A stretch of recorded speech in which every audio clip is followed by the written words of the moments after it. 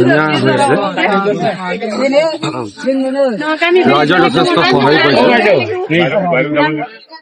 ৰাইজৰ যথেষ্ট সহায় পাইছো আৰু ৰাইজৰ যি সহায় পাইছো তাৰ পৰা আমি গম পাইছো এইবাৰ আমাৰ ভাৰতীয় কংগ্ৰেছৰ দলত আমাৰ যথেষ্ট ভোট দিব আৰু আমাৰ বিপুল ভোটত জয়যুক্ত বিভিন্ন সমস্যা আছে, যেনে ৰাস্তা ঘাট।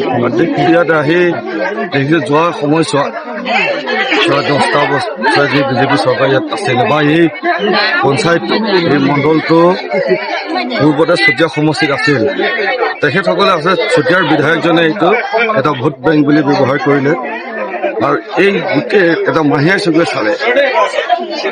ইয়াত এটা ৰাস্তা ভাল নাই, এখন ভাল স্কুল নাই, পানীৰ মানে নল আছে, জল নাই, এগ্ৰিকালচাৰ কোনো ব্যৱস্থা নাই। ইয়াত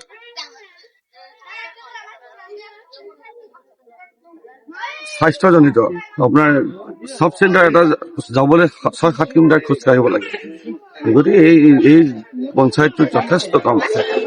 গতিকে মই তেখেতসকলৰ আশীৰ্বাদ বিচাৰিছো, তেখেতসকলৰ আশীৰ্বাদত যদি জয়যুক্ত হওঁ আমি এই চাইডৰ পৰাই আমি কাম ষ্টাৰ্ট কৰিম বুলি আমি তেখেতসকলক প্ৰতিশ্ৰুতি দিছোঁ। কিমান আশাবাদী, কেনেকৈ পাইছে আমি যথেষ্ট আশাবাদী, জয়যুক্ত ৰাইজে